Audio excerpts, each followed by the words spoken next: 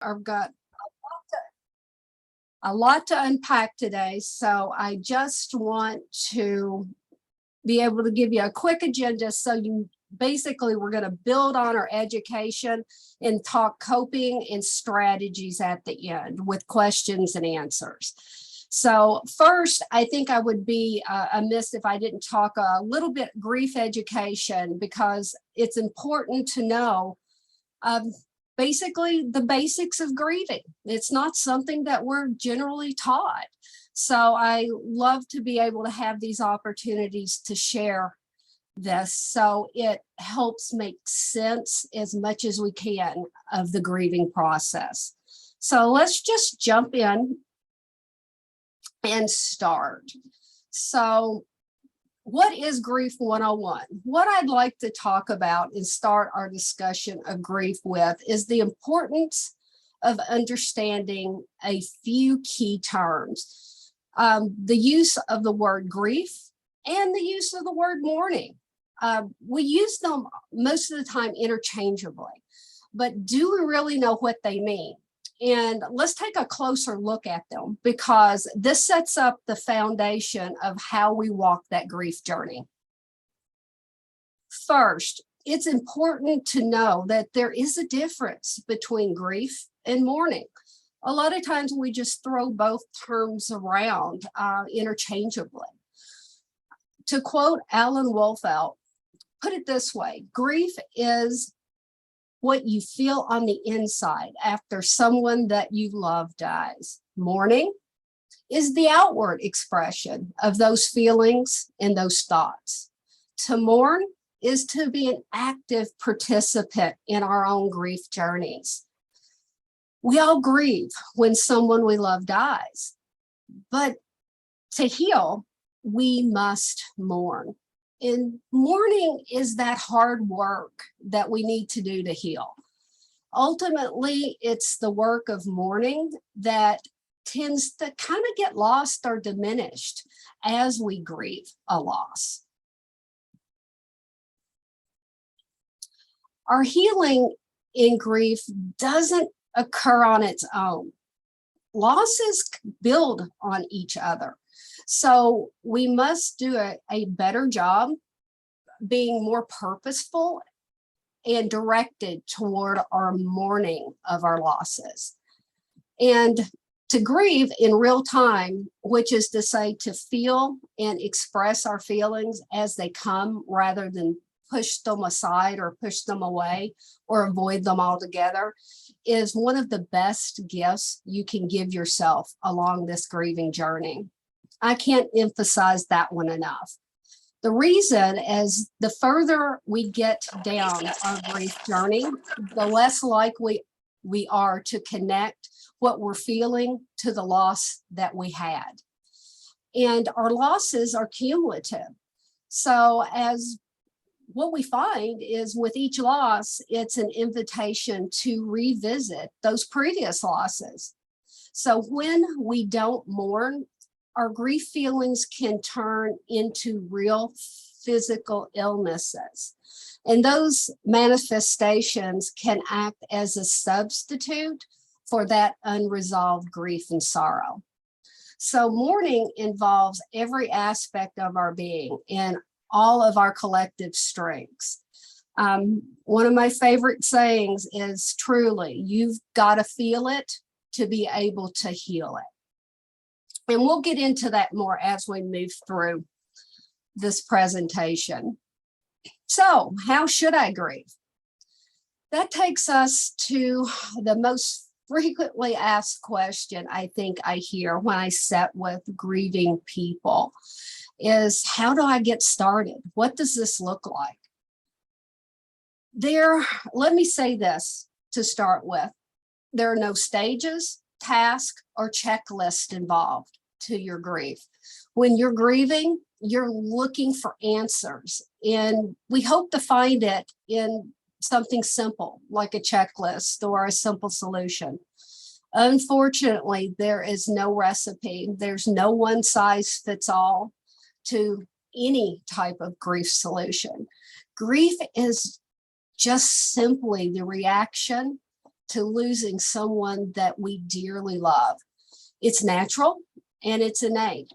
It's part of the process of how we reconcile our life now that we're without that loved one. And your experiences are as unique as you are.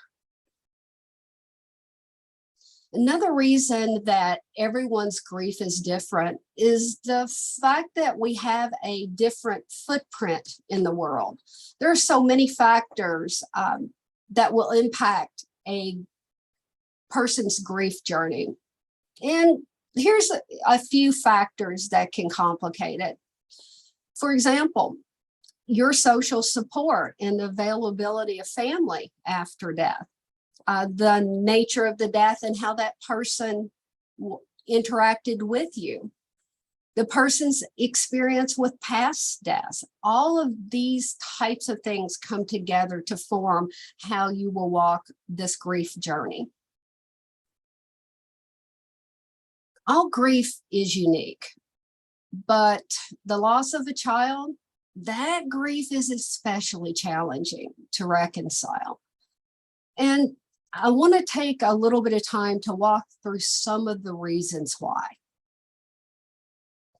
The loss of a child, well, let's face it, it just feels unnatural. We're supposed to die before our kids, not the other way around. And the role of a parent is so important. We give them life, we create a special bond with our child, we raise them. In fact, there's so much more than just our child. There are our hopes, our dreams, our future, our legacy. We place much of ourselves in that next generation. And when we lose a child, it also becomes the death of our dreams and our future. We lose our purpose. Our family structure changes. Our life seems to spin in a circle. So, what does grieving this type of loss look like? It often leads us to remember every milestone that child would have had in their lives. You may find yourself grieving every event.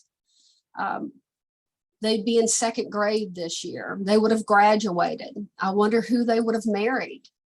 You know, if it's an adult child, are they going to they didn't even get a chance to see their grandchildren. So it really impacts what we felt our future would be.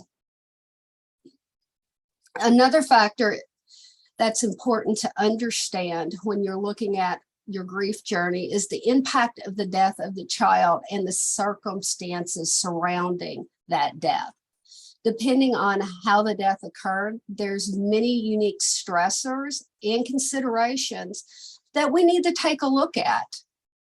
These circumstances around the death of a child can impact how we grieve, and it plays a role in how we navigate our grief journeys.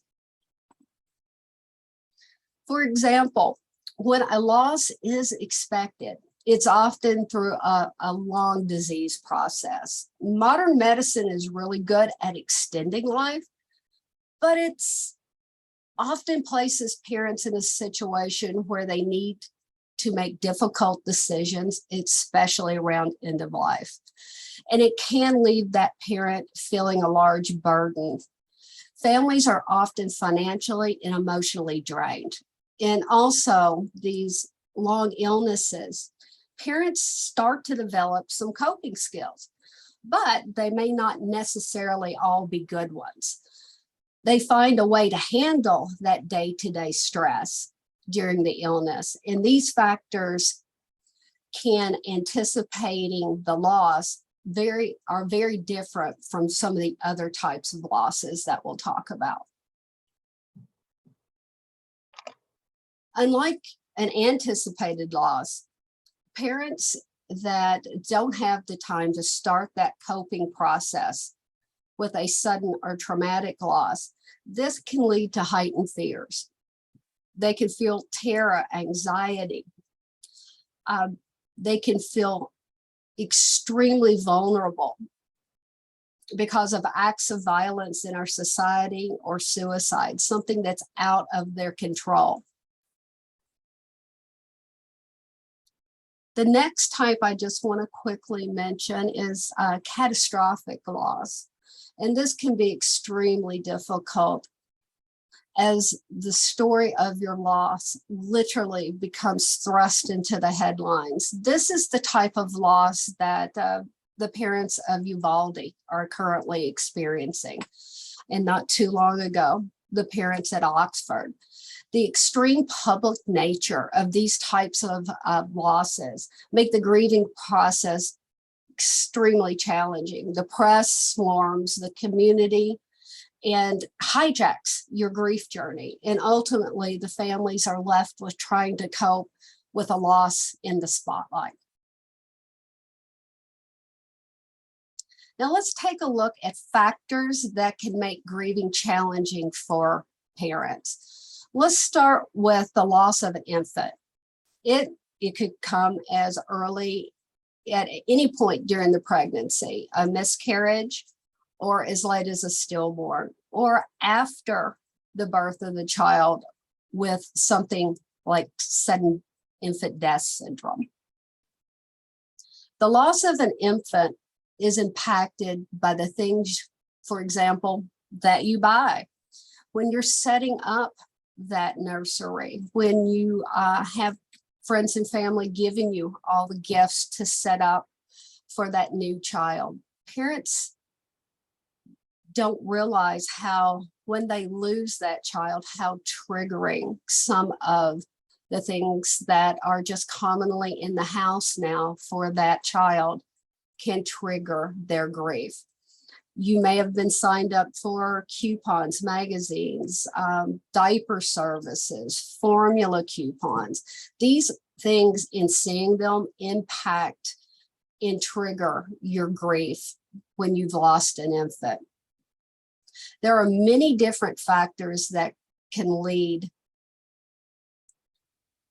your grief journey. And for each parent, how they lost the child impacts the entire family and how we move forward. Let's take a look also at some of the factors that can make grieving challenging for parents that have lost an adult child. A lot of times, we kind of call this discounted grief. And what I mean by that is often parents feel that society looks at it as that child is an adult. So therefore, the parents feel kind of pushed back and discounted from that grief.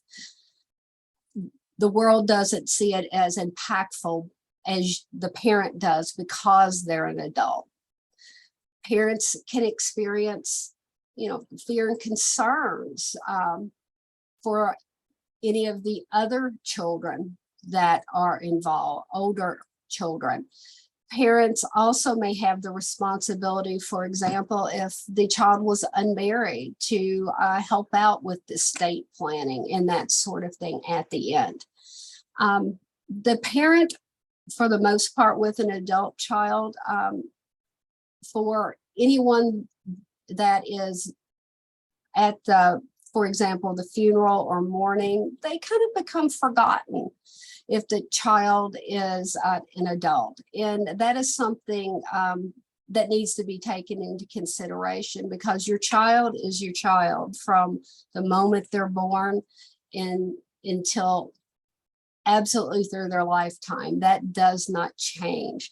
But sometimes society's perceptions of that changes. And with those changes, it can make it difficult for that parent to feel like they're getting the support that they need to grieve their child. So as a parent, experiencing their grief and following the loss, you're likely to encounter challenges in just daily life with your family. So what I'd like to do is just take a look at a few of these challenges, just so we have an idea of what we're looking at. For example, Those in marriages or with a partner are often very difficult times for that relationship. Sometimes the challenges can be insurmountable. A lot of times there's conflict and anger between the spouses. There's a breakdown in communication, and you avoid talking about the loss with one another. Families do not grieve in sync. There are differences in how we grieve, how we cope, how we emotionally express the death. And also, a lot of times, because of the stress, partners and couples pull apart. There's a low intimacy between parents. And that is also one of the things that we need to consider when we're looking at how to best grieve. In the past, you would commonly hear that most families who lose a child would lose their marriage. It's true that some relationships can overcome challenges such as these, but new statistics actually show that counseling and grief work actually have really helped when it comes to marriage stability after losing a child. Fewer divorces happen, and it's only between 12 and 16% of couples end in divorce, where in the past decades, it used to be closer to 50% of couples would lose their relationship when they lost a child. So grief work and counseling and bringing these type of issues to light in forums like these do make a difference, and they do matter. And the point is we need to talk about these things, and it does work. Another key part to the family dynamic is also the grief experienced by other siblings. Sometimes they get to be the forgotten grievers. The loss of a sibling is really significant and can leave children at risk for problems, younger children, up to 2 years after the death. For a grieving parent, it's important to recognize that other grieving children have their own grief journey to travel as well, and working forward together as a family to reconcile this loss is really, really important to those younger or any of those siblings. We know some of the factors that impact grief that parents experience. So what does that grief actually look like? A grieving parent, let's face it, we're awash with tons of emotions. They can have a wide variety of feelings ranging from anger to despair. And let's take a minute just to kind of look at just a few of them. Sadness and despair, of course, we know that. Loneliness. Maybe we don't want to be here anymore. A lot of families feel that once they've lost a child, they've lost their purpose. Vulnerability, anxiety, and anger and panic. One of the most prevalent emotions I'd like to touch on is grief and self-blame. It's often easier to think about the woulda, shoulda, could haves than to face the death head on. It's a way to grieve, to actually give ourselves time to absorb the reality of the death. We feel guilty because we should have done something. And in losing a child, being the parent, this type of guilt and self-blame is very prevalent because you're the caregiver. Your role is to protect that child. And when an untimely death happens, parents feel like they've not done their job. Even if there was no way to prevent it, that grief still comes into play. This grief helps us get to the point to where we can be able to actually start absorbing the death. We spend time thinking about what we should have and could have done. And that's a way for our minds to wrap around the reality of the loss. So when the death is accidental or suicide, parents also feel this guilt as well. It's not limited to an illness or an accident. Guilt is something that's pretty universal across the grieving process. And just know that's our mind's way of allowing us to absorb the loss as we start to walk through our grief journey to reconcile it. Along with guilt, there's often fear. If it was a sudden or traumatic loss, we fear something else could happen, that insecurity and things are out of control. When it is a pregnancy, maybe we're overprotective of the existing children, or if the loss is lingering, sometimes what happens is we start to just fear in general because of what has happened to us. The feelings of fear are trying to protect us. Next one that's really prevalent is many of you may have experienced a feeling of loneliness, that emptiness, and especially with a child.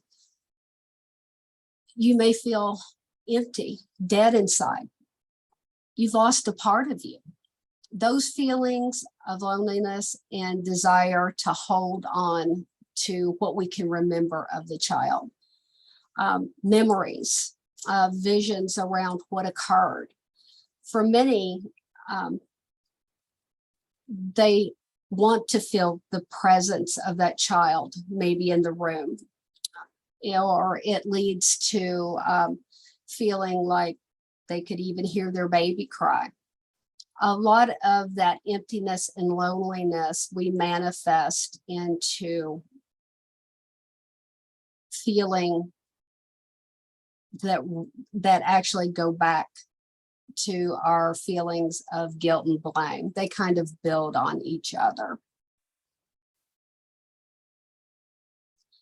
Another big one that is especially around children, the loss of a child, is being angry. And usually people are angry at the loss of a child. And let's face it, anger has many faces and it manifests in many different ways. And anger can be targeted at different sets of and groups of people. It could be towards yourself, family members, your child, even God. So anger is another one of those feelings that is very prevalent when we've lost a loved one that's this close to us. As we mentioned before, the loss of an infant can be different.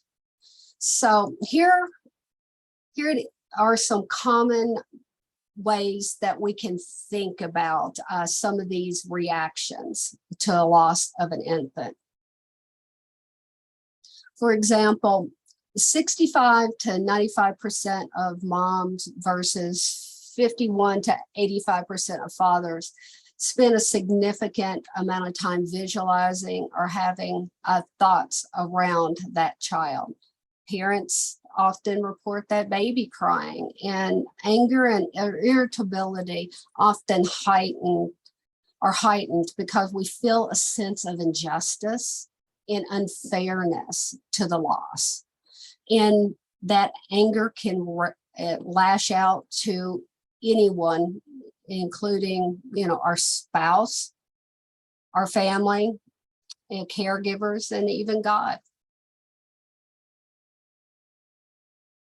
And just as an infant loss is unique, so's the loss of an adult child. To that parent, that adult is still their child, even if the world doesn't see it that way.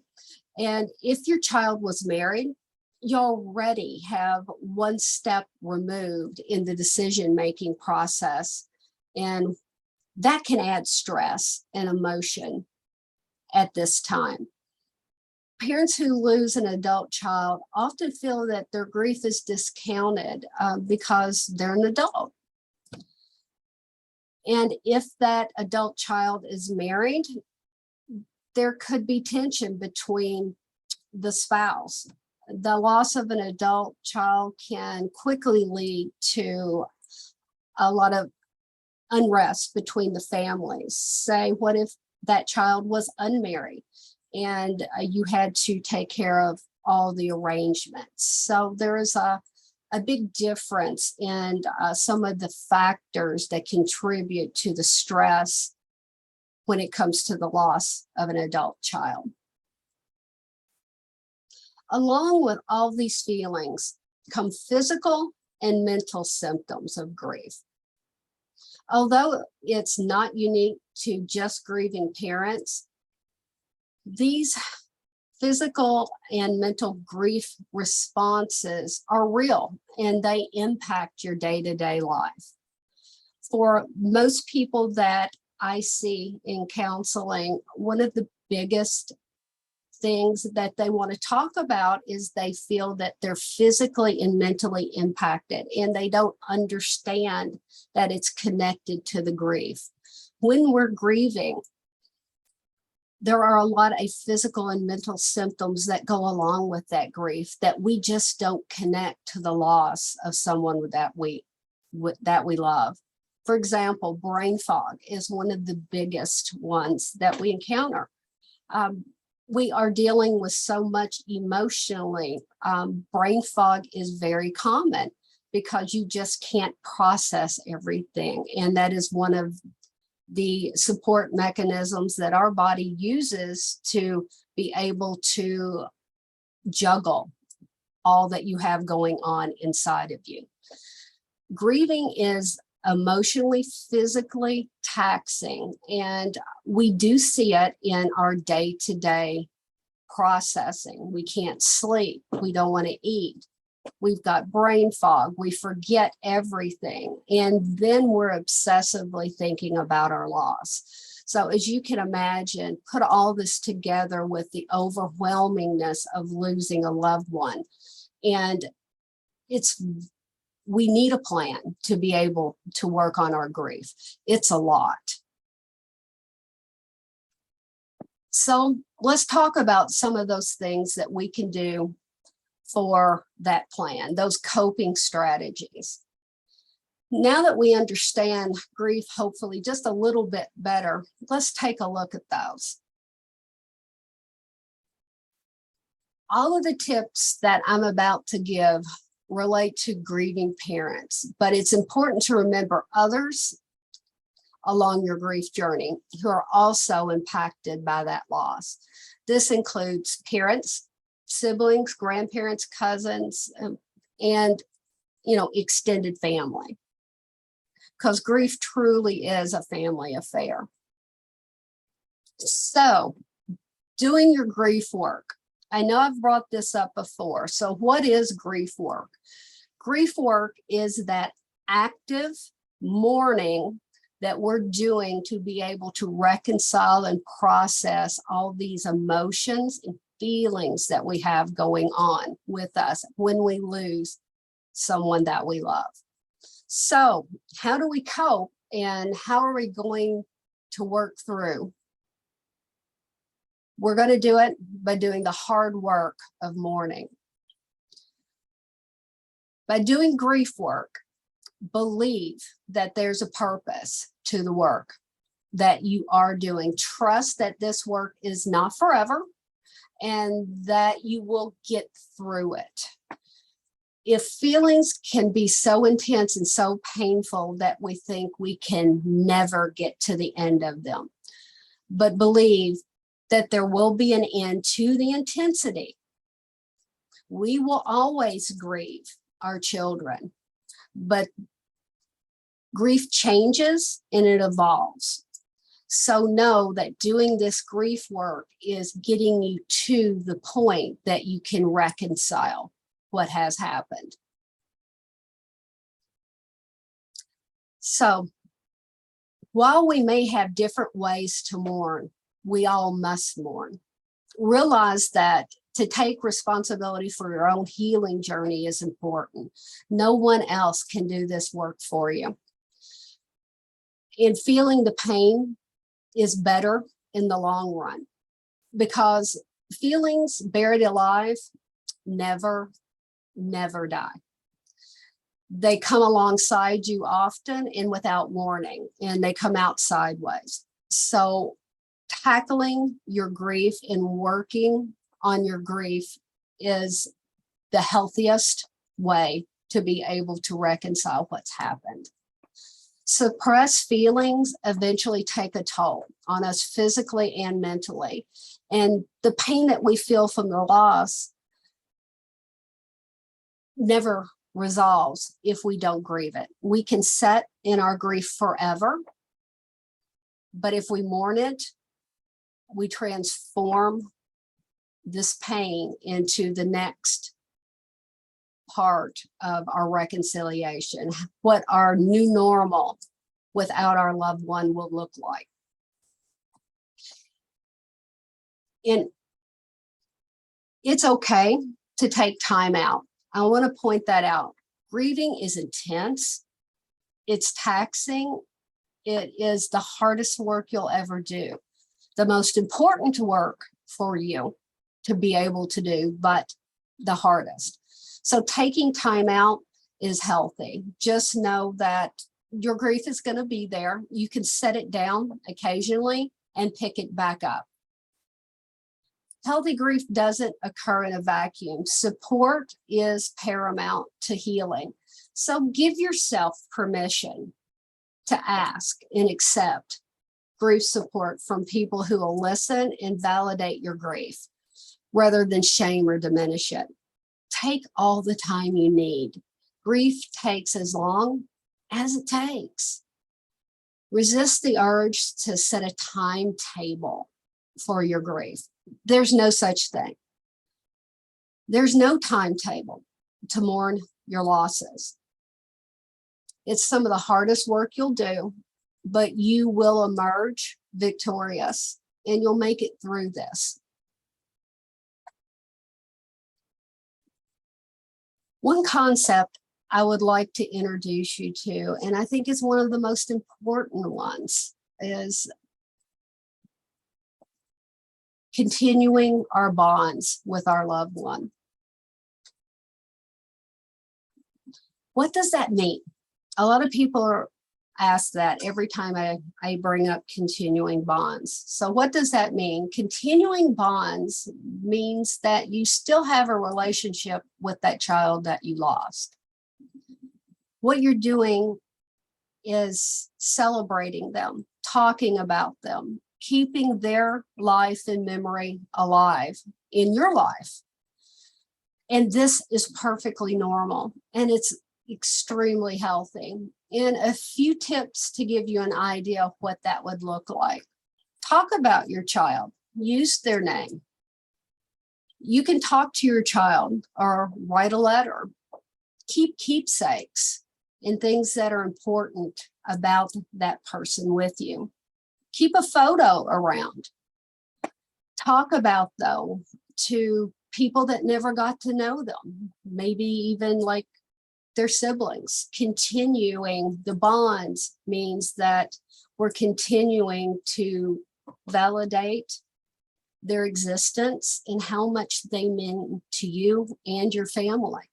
And it's natural. Most of us have a tendency to want to do that.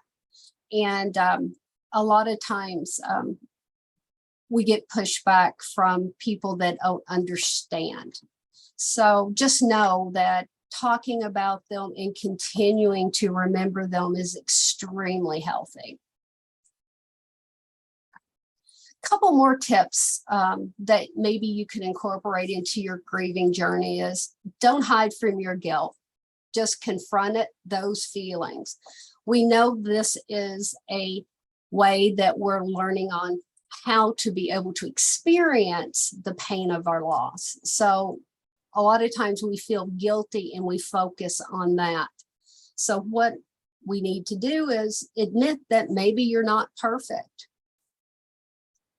Accept happiness whenever it shows up. It's a crucial survival skill. And even if it's only for a moment, it's okay to laugh in between the tears. The grief will still be there, but we can't, it's very hard for us to grieve 24/7. So we need to be able to go back and forth a little bit and take short breaks. And that's what accepting little moments of happiness can help you do along your journey. Take small steps. It's focus on things that you feel like you can do. If it's taking a walk, walking the dog, doing a load of laundry, little bits of normality help. And remember the positive. I know this is a tough one when your world is shattered, but focusing a little bit of positive every day can help you build as you move through this grief journey. Even though your world is shattered, can we find something that was positive for that day? And we just kind of build on it from there.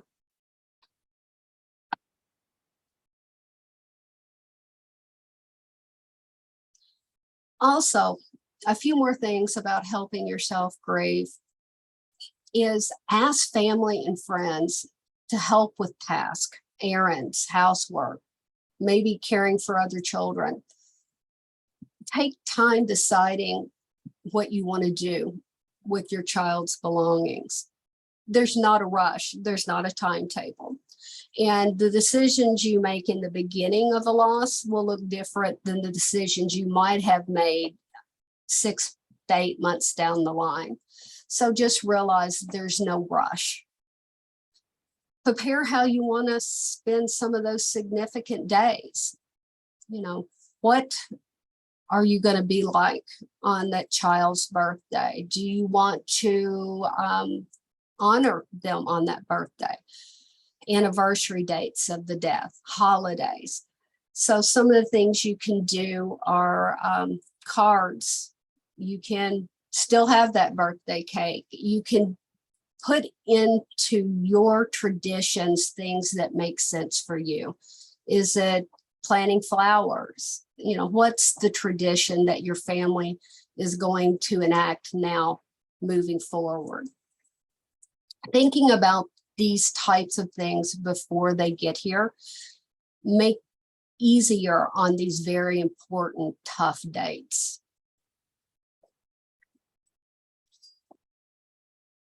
An important thing I would like to talk about here is handling the tough questions. Preparing ahead of time to respond to some of these things. This is a big stumbling block for a lot of people that are grieving. What happens when someone asks you how many children you have? What happens if someone says, well, at least you have other children, or at least you got to see them grow up?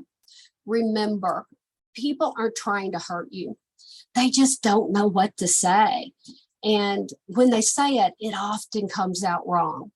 Is out of control and confused as you feel on your grief journey, people that want to help you also feel as confused. They don't know what to do.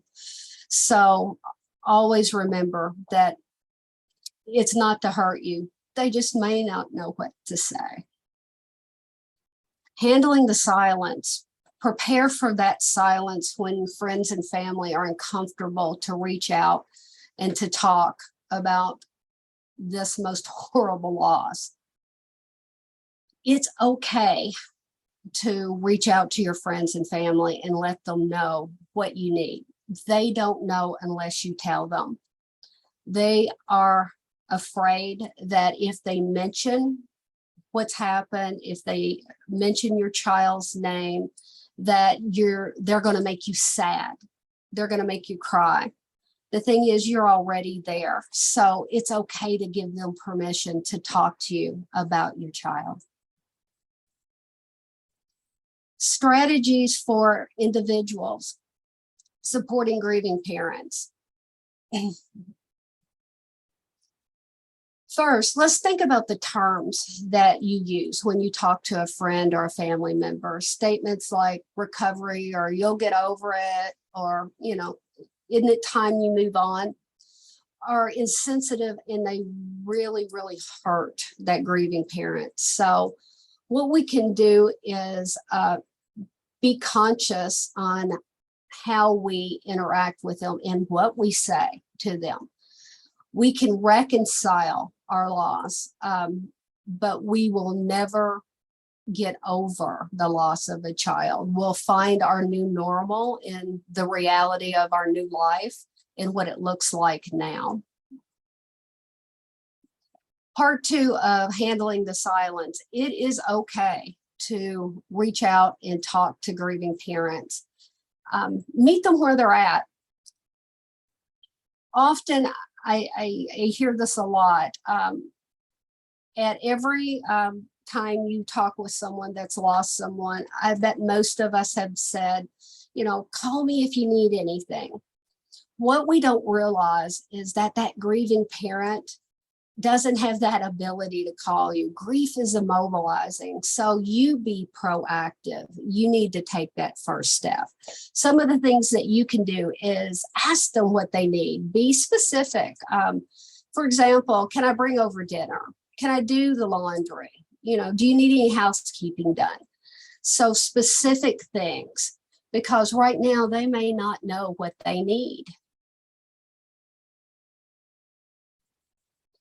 A few resources I just want to quickly give you. For us, Angela Hospice, we have a weekly support group every Wednesday at 2, and the third Wednesday at 6. And that support group has education and also a support group. It's about an hour and a half. And what it does is talk more about grief, how it works, and then we give basically an opportunity for the individuals there to be able to have a support group and talk and support one another. So that is something for any type of loss that if you feel like you need extra support and want to be in a community of people going through loss, this is a great place to start. And also, I've just thrown up a few national resources around parents that have lost a child, everywhere from adult children all the way down to pregnancy loss. So I know that was a lot to move through. So I want you to have the opportunity to actually be able to say some questions and be able to talk a little bit. I know I'll move through a lot of information, but if there's any questions, please go ahead. Thank you so much, Debbie. As Debbie mentioned, she is available to answer questions. You can put them in the chat or feel free to unmute yourself if you would like to ask Debbie a question directly, or you can put it in the chat and I'll be happy to facilitate that for Debbie. So at this time, question and answers are open. Feel free to unmute yourself and ask Debbie any question you'd like.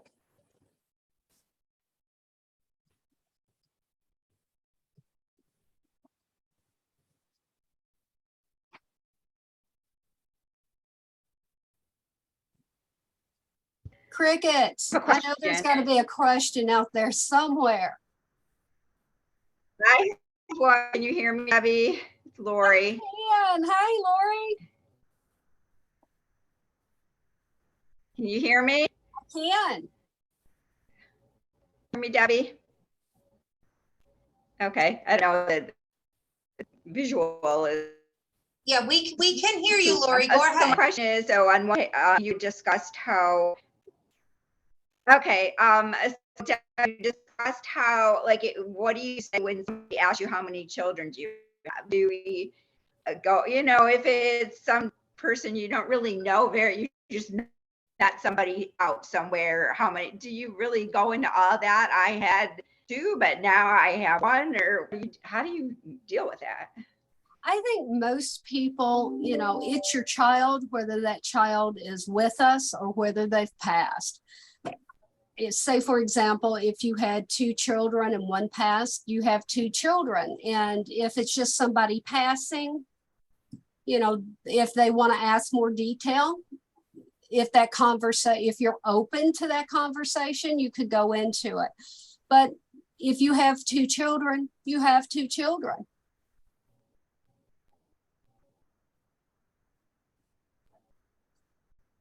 Was that helpful for you, Lori, or you have a follow-up question? Yes. No, that's helpful. Thank you, Debbie. Excellent. Because Brother Jim, it looked like you may have had a question. Yeah, I did. Can you hear me?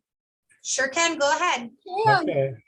Debbie, how do you handle a family when, you know, they've had a loss and you try to, you know, try to give them some solace and they say to you, don't talk about my child. What do you say to that? How do you handle that? I asked them, well, what would you like to talk about? I know you're hurting. Yeah. So what can I do to be able to help you? Yeah. Yeah. Because that goes back to some of those slides on anger. Anger is very prevalent when you lose a child. Yeah. And it comes out it manifests in all different ways, from being irritable to being just downright aggressive. And a lot of times parents don't even realize, you know, that's just an outward, how they're dealing with their anger with the loss of that child. Yeah. Thanks, Deb. Yeah. Yeah. Thank you. Debbie, we had one question come up in chat, and she says, I lost my daughter last year and she has 3 young children. Is there a group that she can that can help them? I try to, but it's hard because she is still grieving. I'm still grieving as well. Yeah, there is. There's several. Alliance for Grieving Children is an excellent online resource. But here at Angela Hospice, we do have an individual that works with children and children's grief. And we also have twice a month, you can go to our grief support calendar on the website and take a look. But we also have an in-person group for kids that have lost anyone. So especially, it's so important because depending on their ages, you may have 3 young children experiencing the grief very differently because of their age categories, because children grieve very differently than adults do. They grieve in age groups depending on their cognitive ability to understand. So grief looks really different for them. And it's something that I feel is very important to be able to explore where they're at in their grief journey, to be able to help you support them. Excellent. Thank you so much, Debbie.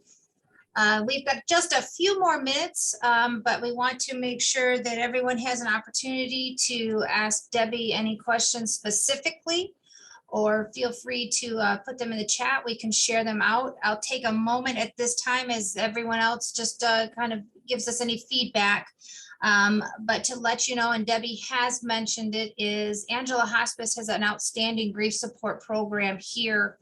And you can take a look at the support groups that Debbie mentioned and their schedules.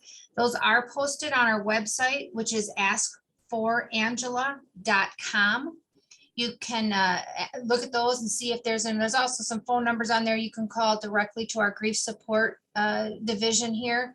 Here's the greatest thing about our grief services at Angela Hospice, aside from the outstanding and compassionate staff that we have on staff here, you don't have to have received services through Angela Hospice. You or your family member doesn't have to have received services. You can call our number, you can log onto our website and have the ability to use those services at any time if you need to, with or without having received services or having anyone in our care within Angela Hospice. So I just wanted to make sure that's available to everyone. As Debbie mentioned, it's askforangela.com. It has the calendar for grief support groups, as well as phone numbers that you can call and speak to Debbie or anyone on her team. That's all fantastic and there and willing to help wherever and however they can. I have another question. Oh, go ahead. Lori has another question, and then we have another one after Lori. Go ahead, Lori.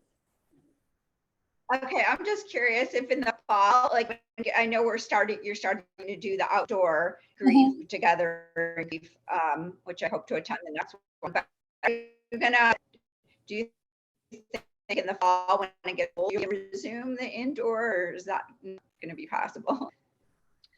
I think we're still watching trends. As of right now, we're not doing any in-person in the building groups so far. We do have a once a month outdoor, but hopefully if things keep trending downward, I would love to be able to go back to groups inside again throughout the winter. But right now, I think it's going to be a wait and see.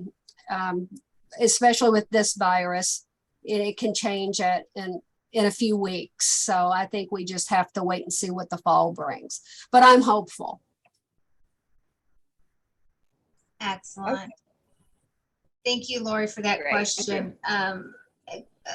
Debbie, we have a question of how do you handle anger at God?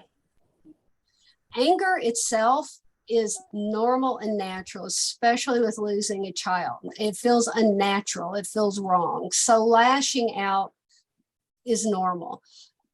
And how I would, if you're religious and you have someone that you actually, if you have a faith that you work with, go talk to individuals. Go talk to your faith leaders. And also, it's okay to talk with other people around you. It is okay and normal to feel resentment. But that's something we need to work through and process. So my encouragement is talk, get to people that can help you in the spiritual tradition that you're in so they can help support you through this. That feeling is normal. We just have to work through it. So it's learning how to work through these feelings. And that is grief in general. We have all these emotions and it's working through it. And when I talk to you about grief work is heavy and it takes a lot of persistence, and we have to tackle this. Being angry at God is no different than being angry at the world in general. It's something that we need to get through, but especially when it's something to do with faith, talking with your religious leaders and any other people that you trust is a good foundation to be able to work through that. Sometimes we just need to be able to voice it, and then we learn how to move through it. Excellent. Well, I think our time has come to an end. If there aren't any other questions, I want to thank Debbie and for this wonderful but very important presentation. And also thank you all. Thank you for taking the time out of your busy days to join us. Angela Answers is a relatively new program that we started here at Angela Hospice, and we are so thrilled to have you represent and to show up and care enough just to be a part of it. I'm thrilled to announce that our next speaker is on August 17th at 1 p.m. as well. And Jordan Richter of our staff will present on something that's caused a lot of question and a lot of opportunity for information sharing. And it's palliative care versus hospice. What's the difference? So I invite you to join us on August 17th at 1 p.m. to hear Jordan's presentation. Take a look on our social media sites as well as askforangela.com for additional Angela Answers presentations. And again, feel free to log on to that website to find out and see what our support groups schedule and calendar looks like, as well as other resources that are available that Debbie and her team have pulled together and makes it available to you and everyone around. If you have any other questions or concerns, please don't hesitate to reach out to us at Angela Hospice. And on behalf of the Angela Hospice team and family, have a wonderful afternoon. Keep cool, drink lots of cold liquids, and have a fabulous weekend if we don't touch base before soon. Thanks so much for joining us today, folks. Have a great afternoon. Thanks, Debbie. It was Thanks, wonderful. everyone. Just remember, grief is normal and being able to find support is key. Great message to send us on our way, Debbie. Thank you all. Thanks, everybody. Thank you.